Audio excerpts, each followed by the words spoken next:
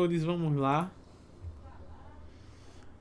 Olha, as pessoas mais misteriosas do Brasil. Tá. Balançar? Olá, resolvi mudar um pouco meu hiperfoco por vídeos de bizarrices japonesas e vim trazer a vocês um vídeo sobre o Brasil. Ai, cachorro! Ai, cachorro! Pois é, o Japão não é o único bizarro por aqui. Nosso queridinho país do futebol também Tá um conta pouquinho com baixo, né? diversos mistérios que assombram muitas pessoas até hoje, por mais antigas que essas lendas sejam. Resolvi juntar aqui algumas histórias sobre pessoas misteriosas que nasceram em solo brasileiro. Talvez você já tenha ouvido falar de alguma por aqui. E se você acha que eu esqueci de alguma história bizarra, pode deixar aí nos comentários que eu vou estar lendo tudo e talvez eu passe uma parte 2. Já peço para que deixem um like e me Salve, digam dinheiro. se vocês Como é que tá? gostaram da introdução do vídeo mais descontraída, assim, ou uma introdução mais dark, que nem eu costumo Meu fazer. microfone, Enfim, o áudio do fique vídeo tá agora vazando com no as 10 microfone, me pessoas avisa mais aí. misteriosas do Brasil. Eu não sei dizer. Aí tô Decidi com medo fazer de a voz tá. misteriosa.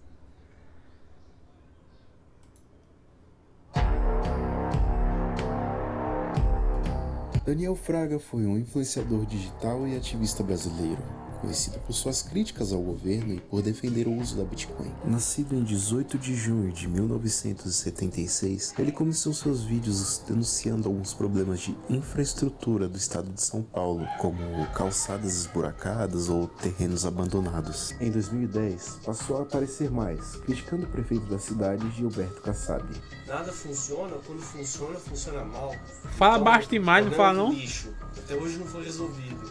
Desde que o Kassab assumiu, tá aí, entulho, né? A mídia cansa de denunciar e o Kassab tá pensando agora em comprar entulho para resolver.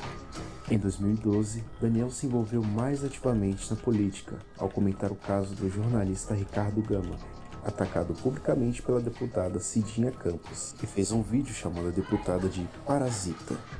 O que a gente tem que fazer toda vez que um político arrogante, autoritário, decidir ir contra o cidadão... Cara, tem um pinguim do Linux ali, pô. Tá prestando um verdadeiro serviço para a população, ao contrário do político que é só um parasita, temos que banir esse político da vida política, acabar Tá com a sim, carreira tá? política Então, dele peraí. e qualquer outro tipo de carreira. Isso gerou repercussão, e seus vídeos críticos ao governo começaram a ser removidos do YouTube. Ele foi procurado e multado em R$40 mil, além de ser intimado pela justiça, situação que ele registrou e postou no YouTube. É só uma intimação. Ué? Olha, é só uma intimação pra você. Não, intimação, se você quiser, você joga aí, cara. Eu posso ignorar. Não, você vai receber, não vai? Não, não vou receber nada. Tudo bem. Nada. Daniel Pronto, se eu acho que recusou a agora cumprir não a deve intimação, atrapalhar, não. e o juiz autorizou a abertura de sua Mas conta meu bancária, microfone deve onde foi ter ficado encontrado um apenas pouco R$ mais baixo, certo? 5,26. Ele alegou que seu dinheiro estava todo investido em Bitcoin. Nos anos seguintes, ele continuou postando vídeos, mas em 2017 desapareceu das redes sociais. Em 2018, a Justiça Federal bloqueou seu passaporte, título de eleitor e carteira de habilitação. Tá Estima-se perto. que ele tenha mais de 23 mil Bitcoins, que, se não vendidos, valeria mais de $1 bilhão dólares atualmente. Peste! Até hoje o paradeiro de Daniel Fraga é desconhecido, e ele segue sendo uma figura enigmática na internet brasileira. Ah, rapaz, com isso tudo em Bitcoin, ele tá onde ele quiser, né? Menino... O menino do Acre, viado, eu não lembrava dele. Esse boy é maluco, velho. Ele sumiu, simplesmente sumiu. E quando voltou, não, mãe, eu tinha sido azidubido. Aí eu trouxe esses livros aqui e tô vendendo. Em março de 2017, Bruno Melo Silva Borges, um jovem de Rio Branco, capital do Acre, desapareceu de maneira misteriosa, ganhando destaque na mídia nacional. A polícia e a família tiveram dificuldades para encontrar pistas sobre o seu paradeiro, mas o que realmente chamou a atenção foram os vestígios deixados em seu quarto. O espaço estava todo coberto com mensagens misteriosas, que estavam no chão, nas paredes e até no teto. Meu irmão, eu quero Muitas saber dessas como é que a mãe mensagens dele eram deixou ele fazer codificadas, isso aí. difíceis de entender. O quarto dele também tinha uma enorme estátua de um filósofo chamado Giordano Bruno, além de uma pintura de um homem ao lado de um alienígena em uma galáxia. A Polícia Civil do Acre tentou, sem sucesso, decifrar as mensagens para descobrir Decifrar onde o Bruno quê, estava. meu amigo? Quando as Decifrar imagens o dos quê? manuscritos foram divulgadas, o caso se tornou ainda mais intrigante. Bruno passou a ser chamado de Menino do Acre, e surgiram várias teorias, como a de civilizações alternativas, um possível assassinato de alguém que sabia demais, ou até contatos com alienígenas. Bruno voltou em agosto de 2017 e a Polícia Civil encerrou a investigação, alegando que ele havia desaparecido de forma voluntária. Desde então, o menino do Acre foi procurado por vários meios de comunicação, mas se recusa a explicar o motivo de seu sumiço ou o significado das mensagens codificadas. Tá, peste Em uma você. entrevista à BBC News em 2019, ele reafirmou que não iria revelar essas informações. Até porque não tem o que revelar, né, velho? Ele só queria vender o livro dele. Índio do buraco. Oxe, lá ele. O Índio do Buraco é o último sobrevivente de uma etnia indígena desconhecida que foi exterminada por fazendeiros e grileiros de terra durante as décadas de 1980 e 1990, no sul de Rondônia. Em expedições realizadas na região, ele foi encontrado vivendo isolado em cabanas feitas de palha, com grandes buracos cavados no chão de cada uma delas. Esses buracos passaram a ser um dos principais indícios usados para identificar as aldeias destruídas de sua etnia. O homem, que evitava qualquer tipo de contato com os pesquisadores, cultivava alimentos como milho e mandioca, montava armadilhas para caça e coletava mel de colmeias. Meu irmão, Apesar deixa de o cara todas viver as sozinho em tentativas paz, de velho. contato, ele reagia com agressividade, chegando a disparar flechas contra os funcionários da Fundação Nacional dos Povos Indígenas, a FUNAI, em 2006, ferindo um deles. Desde 1997, a FUNAI enviou diversas expedições à região, mas todas falharam em estabelecer a comunicação Não com o precisa, indígena. velho. Deixa Em o cara, 2007, a FUNAI decidiu adotar uma nova abordagem, criando uma área de proteção de 80 quilômetros ao redor da região onde o homem vive, monitorando sua movimentação e deixando alimentos na floresta como uma única forma de contato. A área foi demarcada exclusivamente para ele em 1998, e a FUNAI continua a respeitar sua escolha de viver isolado. Deixa ele, velho. Em 2022, o homem foi encontrado morto em sua área de isolamento. Não havia sinais de violência ou de pessoas nas proximidades. Um homem que passou mais de 20 anos sozinho, isolado. Bichinho, Um velho. homem que perdeu toda a sua tribo por conta de fazendeiros e grileiros de terra. Não é Um fogo. homem que sozinho sustentou os costumes de seu povo por anos. Um homem que por mais de 20 anos sempre foi vigiado, caçado, estudado e nunca entendido. Por causa do carregador de celular, não foi, Joe? Pois é, Everton. Cabuloso demais, pô. Clarinha. Minha prima. Em 12 de junho de 2000, no Dia dos Namorados, Clarinha sofreu um acidente grave em Vitória, Espírito Santo, quando foi atropelada por um ônibus. Ela foi socorrida sem documentos e imediatamente entubada pelos enfermeiros. Ao ser levada para o hospital, entrou na UTI, já desacordada, e nunca mais recobrou a consciência. Em 2016, o médico responsável pelo cuidado de Clarinha, o coronel Jorge Potrates, decidiu apelidá-la de Clarinha, devido à cor de sua pele. Antes disso, ela era conhecida pelos corredores do hospital como não identificada. Potrates desenvolveu uma relação muito próxima com ela, tornando-se seu melhor amigo e demonstrando carinho e dedicação excepcionais durante todo o tempo em que esteve sob seus cuidados. Bichinho, Desde o hein? início, a Polícia Civil fez de tudo para localizar os parentes de Clarinha. O caso ganhou grande repercussão nacional, e mais de 100 famílias procuraram o órgão, mas nenhuma delas a reconheceu. Com o avanço da tecnologia Sério, e da Psyker? medicina, a polícia científica realizou exames de compatibilidade, mas todos deram negativo. A busca por sua identidade continuou sem sucesso. Clarinha, no total, permaneceu em coma por 24 anos, até vir a falecer por conta de uma broncoaspiração em 14 de março de 2024. Tadinha, A velho. identidade da mulher nunca foi confirmada, sua família nunca foi encontrada e sua história permanece um mistério até os dias de hoje. Tadinho, velho. Que tenso, velho.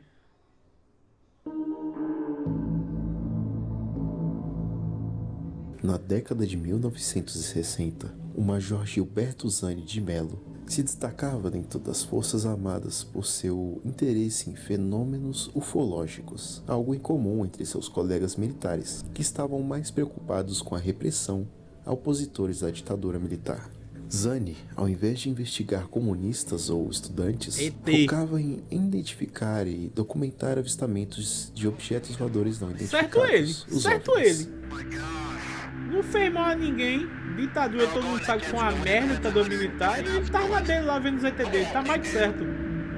Em 19 de setembro de 1968, ele foi enviado para a cidade de Lins, interior de São Gente que Paulo, só sofreu para por causa investigar disso. um relato peculiar feito por Maria José Sintra, uma faxineira de 49 anos, que trabalhava em um sanatório isolado do restante da cidade.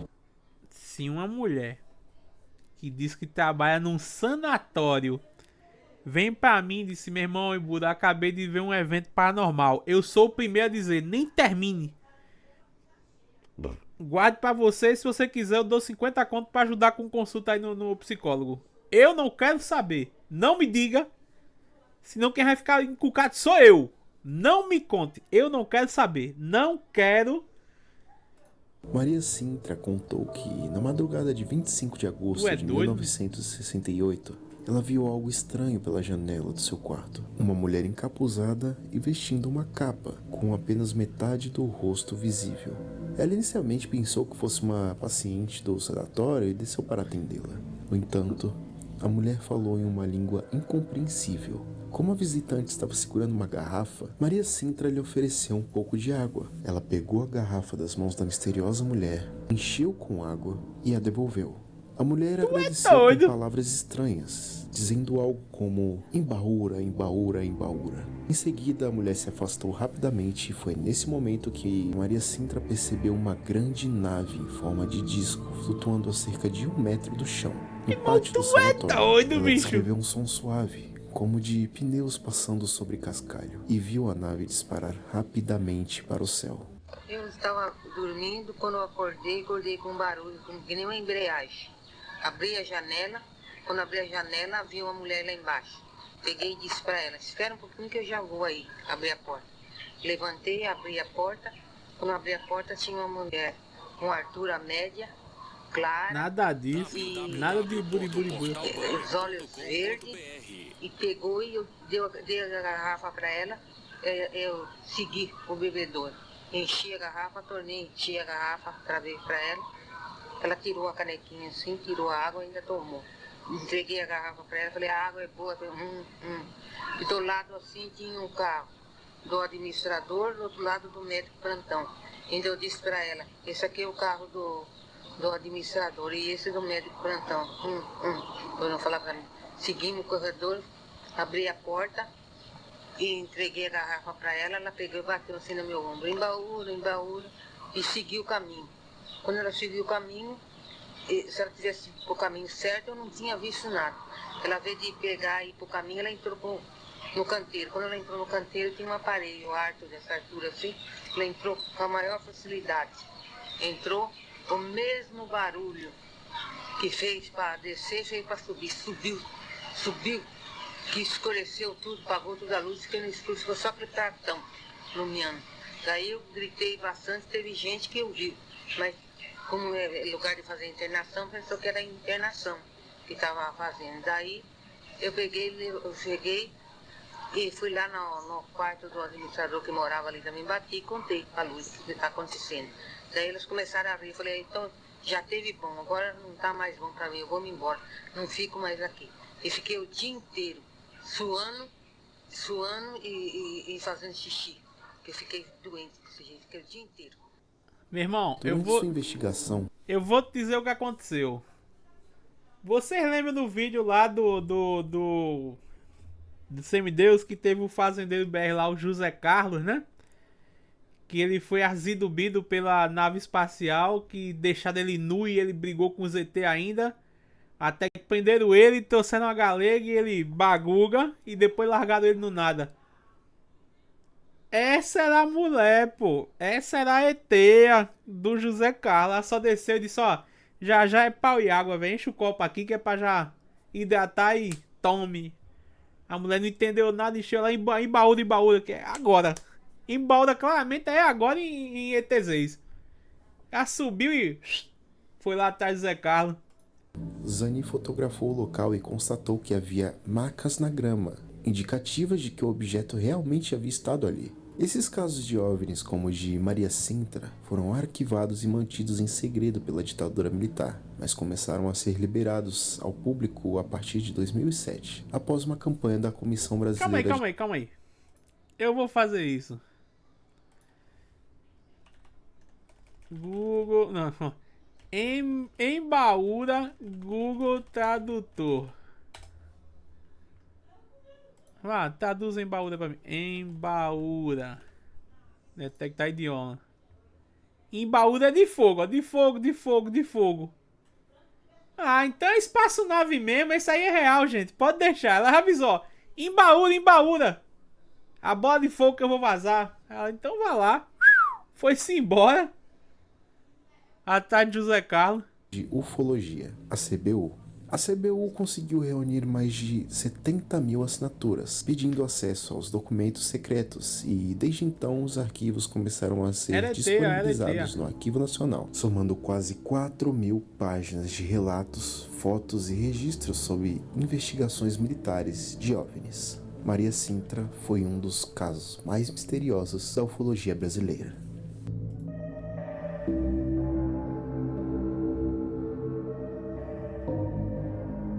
Embaúra.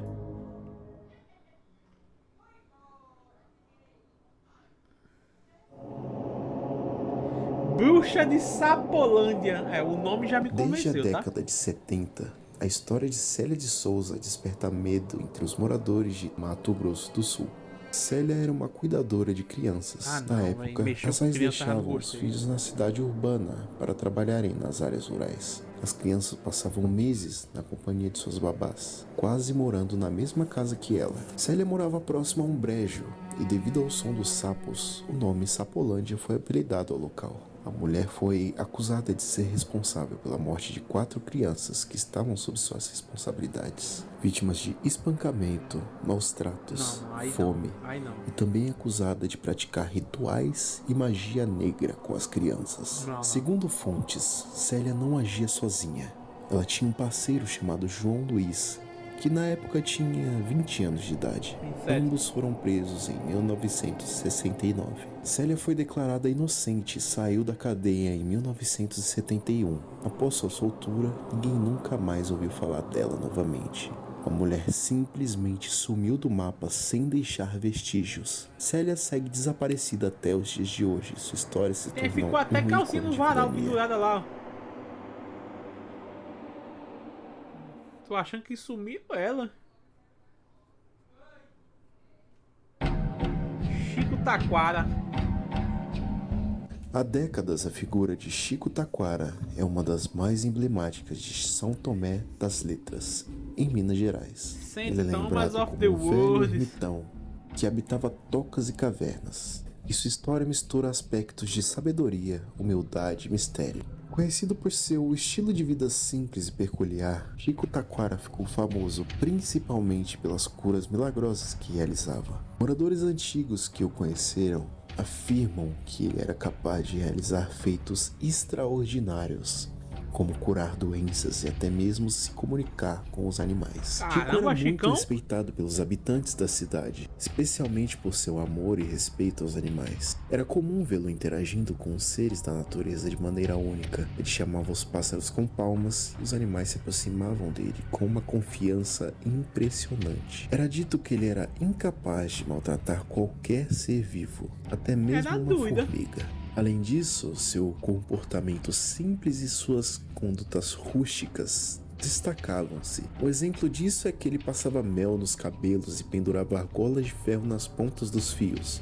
um gesto que alimentava ainda mais o mistério sobre sua figura. Entre os relatos mais famosos sobre Chico está a história de uma mulher em trabalho de parto que morava em uma localidade afastada e não sabia a quem recorrer pela ajuda. Ela pediu ao marido que fosse até Chico Taquara, acreditando que ele poderia ajudar. Quando o marido chegou até Chico, ele ouviu... Não consegui mandar subgift. Ai, tô mandando assim mesmo. Quando puder assistir, estamos aí. Tranquilo, amigão. Obrigado. Nossa senhora, velho. Pessoal, por favor, exclamação BLZ, Gugu e Bubu, nosso amigo, velho. Tamo junto demais. E eu não A esqueci história não, da esposa e, após acalmá-lo, pediu que voltasse para casa, assegurando-lhe que tudo ficaria bem. Para a surpresa do homem, ao retornar para casa, ele encontrou a esposa já sorrindo e com o bebê nos braços. Apesar de ter demorado mais de 1 hora cavalgando entre a ida e volta até o curandeiro. Ela perguntou: "Você encontrou o Chico pelo caminho? Ele se foi há quase ele 1 tinha hora." dito já O marido ficou que ia mandar esse confuso, 200 pois pra não gente ver entendia o como vídeo isso era do possível. Felipe Chico Ramos. Taquara também era visto A gente vai ver assim que acabar frequentemente esse. pelas ruas do vilarejo, conduzindo rezas e murmurando coisas incompreensíveis enquanto caminhava. Em alguns momentos ele chegava a riscar um círculo no chão, e durante o tempo em que permanecia ali, os animais que o acompanhavam ficavam imóveis, como se estivessem sob algum tipo de encanto ou poder. Há também teorias que sugerem que Chico Taquara não seria apenas um homem comum, mas sim um ser enviado de uma civilização intraterrestre, com um portal não. dimensional Terra Oca, não. localizado em São Tomé das Letras, onde ele teria cumprido sua missão na Terra, antes de Fica retornar tranquilo, ao seu Igor, plano tá de de boa. origem. Essa teoria alimenta ainda mais o mistério sobre sua figura. Embora a história de Chico Taquara seja amplamente conhecida e admirada, nunca foram encontradas evidências concretas sobre sua vida ou morte. O fato de nunca ter sido possível confirmar sua existência ou descobrir seu fim faz com que ele continue sendo uma figura mística e inesquecível na cultura local.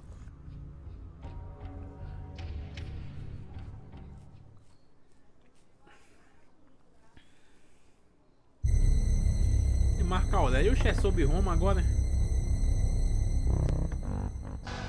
Uma família de São Paulo vive há 3 anos procurando uma resposta que se torna cada dia mais difícil.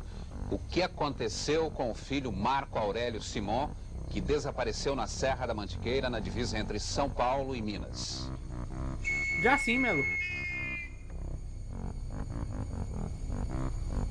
Tanto o Aquinho quanto o JJ, Abismo do Medo. Marco Aurélio foi um pequeno escoteiro de 15 anos que foi fazer uma excursão no Pico dos Marins, junto de seus companheiros. Tudo aconteceu no município de Piquete, em São Paulo. Era 8 de junho de 1985. Enquanto o grupo de escoteiros escalavam o pico, um dos garotos acabou machucando o joelho. O chefe do grupo então autorizou que Marco Aurélio voltasse sozinho ao acampamento, descendo o Pico dos Marins e abrindo caminho na frente. Quando o grupo chegou ao acampamento, não tinha sequer sinal de que o Marco Aurélio havia pisado lá. O chefe dos escoteiros começou a procurar o garoto por todas as proximidades, mas nem rastros foram encontrados. Ele então acionou as autoridades. Para tentar encontrar Marco Aurélio, foi posicionada uma das maiores equipes de buscas já montadas no Brasil. Nenhum rastro, pegada, sangue, nada. Absolutamente nada foi encontrado. Sério, como Júnior? se o garoto nunca tivesse existido ali naquela região. A revista Go Outside elegeu como um dos 10 maiores desaparecimentos do mundo, colocando o caso em 3º lugar. Várias teorias foram levantadas para explicar o desaparecimento de Marco Aurélio. Uma delas, propostas por um delegado, sugeria o envolvimento de extraterrestres, mais uma vez, alegando que o Pico dos Marins seria uma região com poder magnético. Durante as buscas, um grupo de escoteiros perto do local onde Marco desapareceu ouviu um grito seguido por um apito vindo no matagal. Sabendo que Marco usava um apito por ser escoteiro, eles correram para o local e viram fortes luzes azuis que piscavam 3 vezes. O grupo de escoteiros tentavam gritar e apitar de volta. Nada. O caso foi aberto, fechado, reaberto, mas até hoje permanece como um dos maiores desaparecimentos já vistos na humanidade. Ué, doido, viado. Mas culpar ET é fogo, ET não dá não, velho.